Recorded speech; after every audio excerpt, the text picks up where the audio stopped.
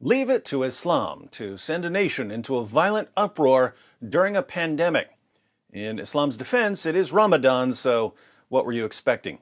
The New Arab reports, Tunisian authorities have arrested a young woman for publishing fake verses of the Quran about the novel coronavirus. Amna al-Sharqi will be investigated by the Tunisian public prosecution, Al-Bashir reported, for posting a text on her Facebook page entitled Surah Corona.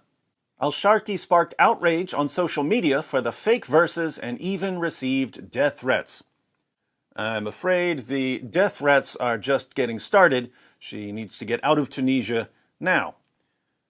Tunisian public opinion was reportedly divided, with a majority demanding Al-Sharqi be tried for the desecration of the Quran, according to Al-Bashir.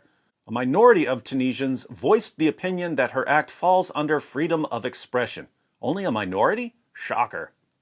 Al-Sharqi confirmed that she had received death threats for writing the text. She said on Facebook that what she had published was not a distortion of the Quran, stressing that it did not include the word God or religion. The Quran is considered by Muslims to be the word of God, and any revision or addition to the text is considered sacrilegious by most followers.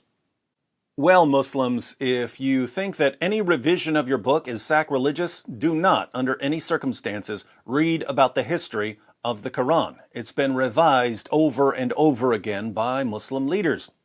But Muslim leaders never bother to tell you that, do they? Strange. Let's check out the offending verses.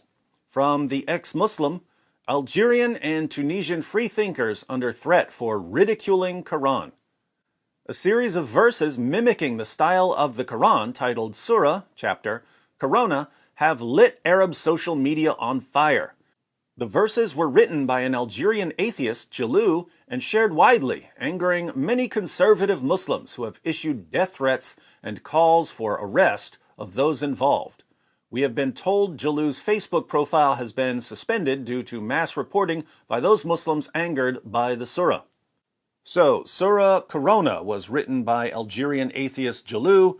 Amna al-Sharqi simply shared the verses and was arrested for it. Here's the surah. Surah Corona. COVID. By the eradicating virus. But they were surprised that it came to them from China far away. So the infidels, Kafirun, said it was a stubborn disease. No, rather, it is certain death. There is no difference today between the kings and slaves. So hold on to science and abandon traditions, and don't go out to buy wheat. And stay home, for it is a strong scourge. And wash your hands with new soap. Almighty Jalou has provided this truth. Now, if you read the Quran, you know that this sounds exactly like a chapter of the Quran. Stop lying, David. The Quran only works in Arabic. Come on. You can read anything in that silly Quran recitation voice. COVID by the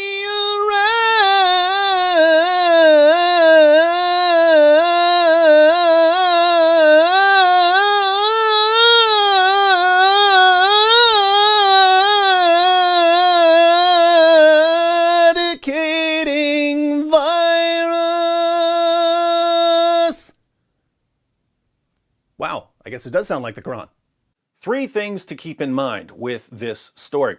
First, the Quran's main argument for its divine inspiration is what I call the argument from literary excellence. The Quran challenges unbelievers to produce something like the Quran. For instance, here's the challenge in Surah 2, verse 23.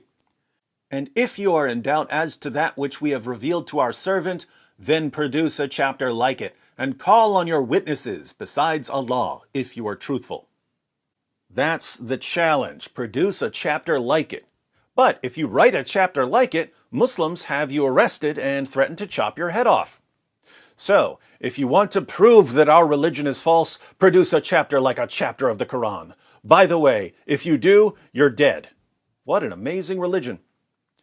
Second, this has been going on for 14 centuries. When Muhammad was delivering his revelations in Mecca, a man named Al-Nadr ibn al-Harith would follow him around. Muhammad would recite his latest verses, and Al-Nadr would stand up and recite some verses of his own, and then ask the listeners In what way are Muhammad's verses better than mine?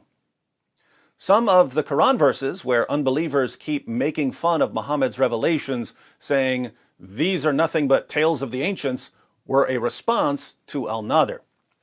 Al-Nadir was captured after the Battle of Badr. Most of the prisoners were held for ransom, but not al-Nadir. He was killed. 14 centuries later, Muslims are still calling for the deaths of people who can imitate the Quran. Third, women are not exempt from the death penalty here. When Muhammad took Mecca, he gave his followers a list of people who were to be killed even if they were found hiding beneath the curtains of the Kaaba. Let's read about 3 of them in Ibn Ishaq, pages 550 to 551. Another was Abdullah ibn Qatl of Banu Taym ibn Ghalib. He had become a Muslim, and the apostle sent him to collect the poor tax in company with one of the Ansar. He had with him a freed slave who served him. He was a Muslim. When they halted, he ordered the latter to kill a goat for him and prepare some food, and went to sleep.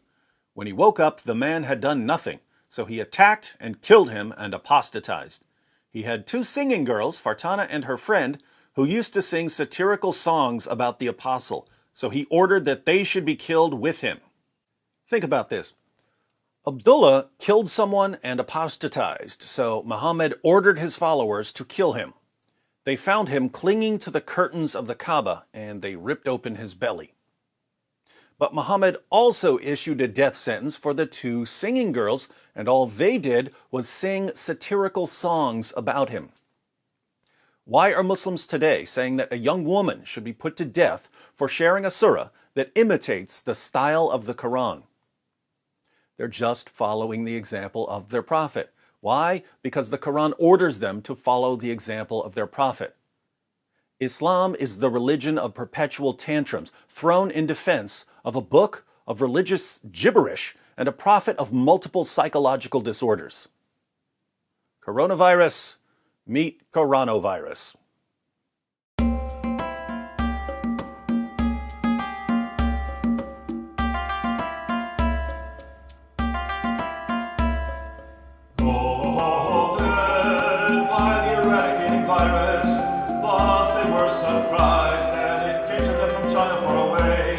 So the infidels said it was a stubborn disease.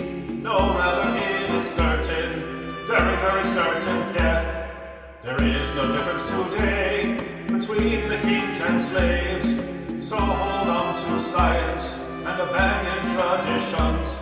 And don't go out to buy weed and stay home, for it is a strong scourge. Wash your hands with new soap. Almighty Jalil has provided this truth. So don't kill him or anyone named Amna.